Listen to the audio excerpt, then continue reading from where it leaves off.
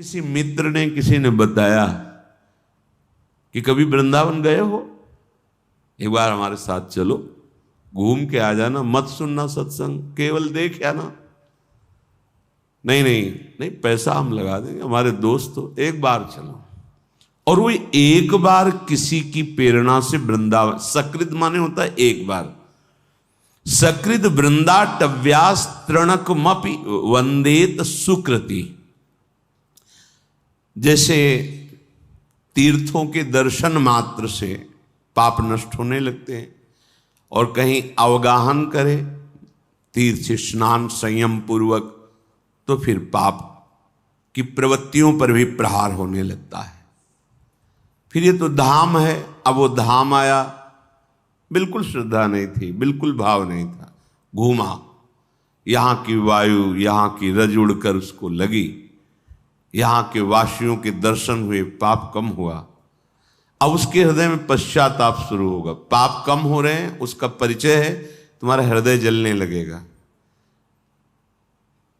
हृदय में ऐसा लगने, संत भगवंत धाम आदि की, सत्संग आदि की कृपा का स्वरूप यह है कि आपके सामने आपके दोष आ जाएंगे और आपको जलन पैदा हो जाएगी। धिक्कार है यार, हमारे जीवन को कैसा गंदा जीवन व्यतीत कर रहे हैं, ये जानो, ये चमत्कार हो रहा है, धाम का चमत्कार, संत का, संत के वचनों का, कि आपको अपनी कमियां दिखाई देने लगे और फिर वो बर्दाश्त ना हो कि आप नहीं, बहुत हो चुका।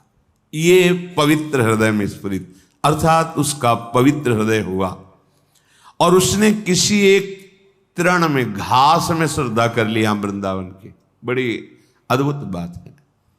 किसी लता में, किसी वृक्ष में श्रद्धा कर, ये धाम के वृक्ष हैं, हृदय से लगाया, थोड़ी देर बैठ गया उनके नीचे, कह रहे हैं वंदेत, उसकी वंदना की, किसी लता की, किसी की भी। अभी यहां प्रभु की नहीं कह रहे कि बिहारी जो पहुंच गया या किसी संत की वंदना की, ऐसा नहीं कह रहे, किसी लता पता घास तृण। तो ये लता पता कौन है? उद्धव आदि महापुरुष। ये लता पता बनना चाहते हैं, वो कहते मेरी आशा है कि मुझे तृण औषधि गुल्म लता कुछ वृंदावन की बना दी जाए। तो सकृत वृंदाटव्यास तृणकमपि वंदेत सुकृति। जे ही उसने किसी एक वृक्ष पर, एक लता पर, और कहीं बिहारी बिहारी पर या कहीं भगवत प्रेमी महात्मा पर, फिर क्या होगा? पर यहां कह रहे केवल एक लता पता, उसका और कोई ज्यादा भाव नहीं, क्योंकि दूसरे से प्रेरित होके आया, और जे ही धाम, तो उसको जलन पैदा हो जाएगी। कितना मैं गंदा हूं, कितना मेरे अंदर गंदे विचार हैं, क्या मैं भी कभी पवित्र हो सकता हूं? किसी वृक्ष को ऐसे पकड़ के हृदय से लगा लिया, प्रणाम कर लिया।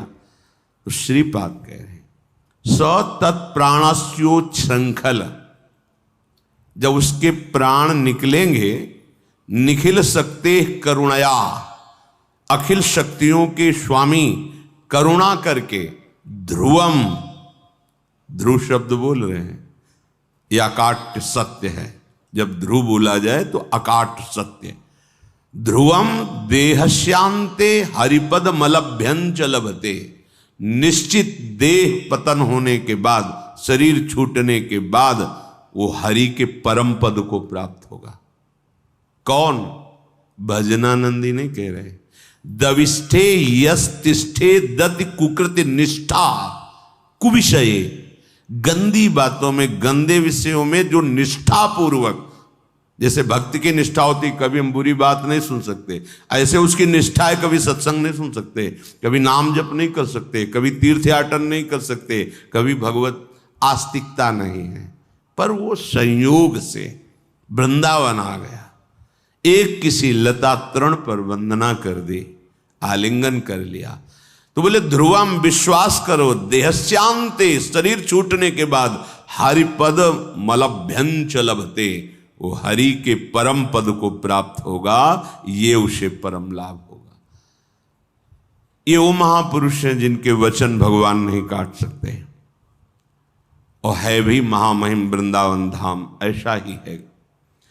अब यहां श्रीपाद कह रहे कि थोड़ी सावधानी कर लो, यहां आए हो तो नो श्रणवन नैव ग्रहणन शकल तनुभृताम क्वापि दोषम गुणम वा।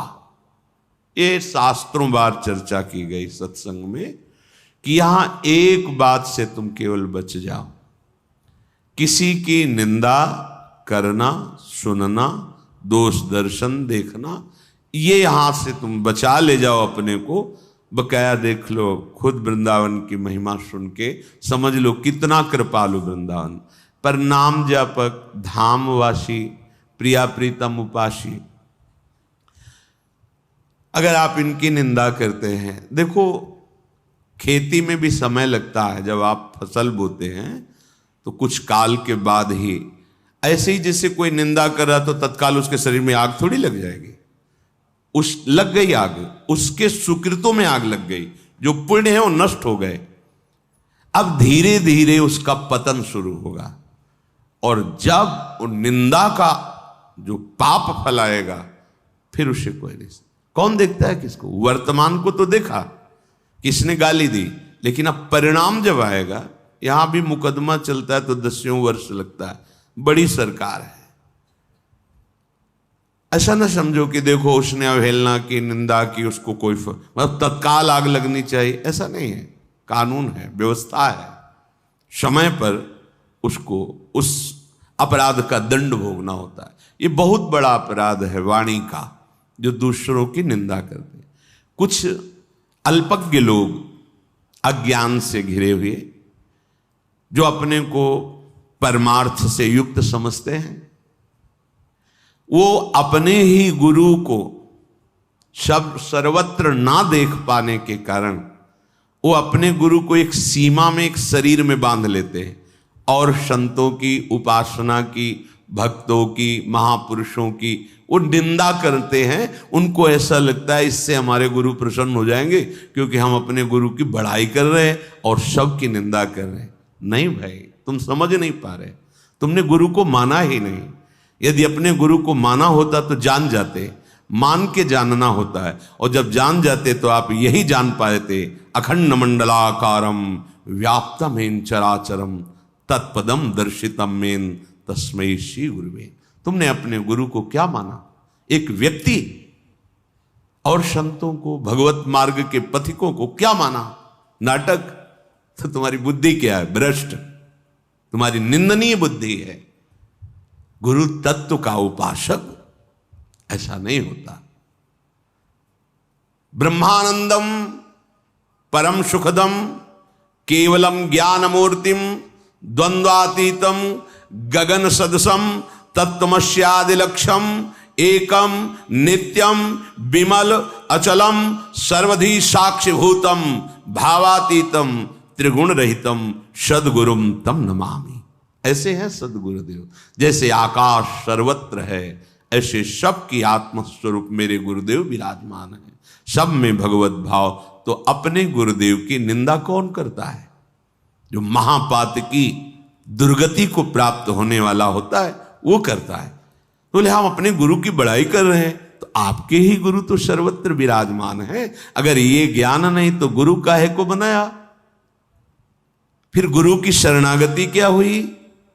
फिर गुरु का पक्षपात क्या हुआ? यदि अपने गुरु को असीम नहीं जान सके, एक शरीर में बांध करके और अन्य शरीरों में विराजमान गुरु आत्मस्वरूप से उनकी निंदा, उनकी अवहेलना, तो तुम अपने ही गुरु की अवहेलना कर रहे हो। तुम अपनी ही बुद्धि को उपहासास्पद बना रहे हो। ऐसे लोग घोर नरक को प्राप्त होते हैं। अब परिणाम की तरफ उनकी दृष्टि नहीं, और वर्तमान में ऐसा कुछ है नहीं, तो लगता है देखो वो निंदा कर रहा है, उसको क्या मिला? कुछ तो नहीं बिगाड़ पाए। नहीं, फसल में समय लगता है, समय का इंतजार करो। फिर तुम्हारी अल्प दृष्टि, इसलिए तुम देख नहीं पाओगे कि मरने के बाद इसको क्या परिणाम मिलता है, आगे इसको क्या परिणाम। और अभी वर्तमान में उसका हृदय जल रहा है। कितना अशांत है। जब किसी के मुख से किसी की निंदा निकलती है तो उस समय उसके हृदय को देखो, कितना कलुषित और जल रहा है वो, तब वो ऐसा बोल रहा है। तो क्या गुरु कृपा, गुरु निष्ठा, गुरु भाव का ये फल होता है? इसका मतलब आप तुम अपने गुरु के नहीं हुए, तुम अपनी गुरुवाणी को नहीं समझ रहे हो। गुरुदेव जो बोल रहे हैं उसे नहीं समझ रहे। अगर समझते तो सर्वत्र अपने गुरु का दर्शन कर। गुरु असीम है, अनंत है, कहीं भी जाओ आकाश मिलेगा। ब्रह्मानंदम परम सुखदम। गुरु का वर्ण करने के बाद हृदय जल रहा है, मतलब तुम कहीं ना कहीं आज्ञा उल्लंघन कर रहे हो। परम सुखदम केवलम ज्ञान मूर्तिम द्वंद्वातीतम मान अपमान राग द्वेष हानि लाभ, इस सबसे अतीत तत्व है गुरु। द्वंद्वातीतम गगन सदृशम, वो आकाश के सदस्य सर्वत्र विराजमान है। तत्वमस्यादि लक्ष्यम, उस गुरु को जब पहचाना जाता है तो तत्त्वम असि, तुम्हारे हृदय में भी वही बैठा हुआ है। तुम्हारे हृदय में तत्त्वम असि, वो आत्मस्वरूप गुरुदेव तुम्हारा भी आत्मा है। आत्मा हरिवंश प्रगट परमानंद एकम, वो एक है, सर्वत्र एक है। नित्यम, वो अविनाशी है, वो विनाशी नहीं। हमारे गुरुदेव की महिमा जब हमारे हृदय में प्रकाशित होगी तो न जड़ दिखाई देगा, न चैतन्य दिखाई देगा, केवल गुरुदेव दिखाई देंगे। सबे संत गुरुदेव हैं, व्यास ही या प्रतीति। प्रतीत माने विश्वास। हमें विश्वास है कि मेरे गुरुदेव ही चराचर जगत के रूप में हैं, संत महात्माओं के रूप में हैं। तो नो श्रणवन, ऐसे पुरुष की वार्ता नहीं सुननी चाहिए जिसमें किसी की निंदा की गई हो, किसी संत की, किसी ग्रंथ की, किसी भी पंथ समुदाय की, किसी भी संप्रदाय की। नहीं भाई, सब एक ही परम तत्व की उपासना के भाव अलग अलग है। कोई निर्गुण, कोई निराकार, कोई सगुण साकार, कोई नाम रूप लीला धाम, जो जैसा भाव। मेरे प्रभु इतने कृपालु है कि ये था माम प्रपद्यन्ते तास तथैव भजाम्यहम्। तुम जैसा भाव करोगे वैसा प्रभु आपके दर्शन में आने लगेंगे। श्रीपाद कह रहे नो श्रणवन, तुम्हें किसी की भी निंदा नहीं सुननी है। कान में अंगुली डाले हट जाए वहां से। राधा राधा राधा राधा राधा। यदि ये स्वभाव बना रहा ना, हृदय की मात्सर्यता ईर्ष्या प्रबल होने पर, अच्छा बोला है, ठीक है, वो ऐसा ही है, तो तुम्हारे परमार्थ या अंतःकरण में भगवत भाव ये नहीं। सच्ची अनुभव की बात, जब आप सिद्धांत से थोड़ा भी विलग होंगे तो चिंतन की धरा उतर जाती है।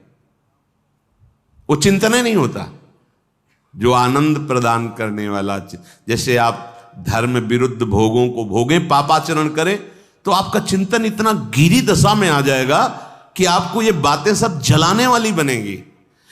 आप भागोगे कि मुझे नहीं सुनना, ये सब नाश करने वाली बातें, ऐसा लगने लगेगा। हाँ, जो तुम्हारी कुमार्गगामी प्रवृत्ति है ना, उनका ये नाश करने वाली, और तुम उनका आदर करते हो इसलिए तुम्हें अच्छा नहीं लगेगा। और जो सतमार्ग में चलता है तो एक एक शब्द उसे अमृत जैसा लगेगा। जब हम दूसरे की निंदा करते हैं, दूसरे की निंदा श्रवण करते हैं, अनुमोदन करते हैं, तो हमारे चिंतन की धरा तत्काल गिर जाती है। ये बड़ा सूक्ष्म विषय है। जब आप बिल्कुल ठीक से चलोगे तो आपकी चिंतन की धरा ऊंचाई की तरफ होने लगेगी। और जहां आप अपराध करोगे या पापाचरण करोगे तो ऐसी जगह चिंतन आके टिक जाएगा जहां बहुत अशांति, क्लेश, चिंता, माया का जाल, प्रपंच घेर लेगा, निकलने की गुंजाइश नहीं रह जाएगी। जब आप ठीक आचरण से चलोगे तो आपका चिंतन ऐसी प्रफुल्लता, आनंद, निर्भयता, निःशोक, निश्चिंतता, ये ऐसे दिव्य सद्गुण आ जाएंगे। हमारी प्रार्थना मानो, आनंद के लिए ही मनुष्य शरीर मिला है, पर आप गलत आचरण करके, गलत चिंतन करके आप अपनी धरा बहुत गिरा लेते हैं अंतःकरण की। फिर ऐसे निराश, उदास, हताश, वो जीवन व्यर्थ हो जाता है। नो श्रवणमन, एकदम आदेश कर रहे, सुनना ही नहीं। पूज्यपाद श्री उड़ी बाबा जी महाराज एक भक्त का उदाहरण देते हैं कि उनके पास जहां कोई प्रभु से बिलक चर्चा करने लगता, वो कान में उंगली डालते और जोर से बोलते श्री कृष्ण श्री कृष्ण श्री कृष्ण, भाग पड़ते वहां से, सुनना ही नहीं है। नो श्रणवन,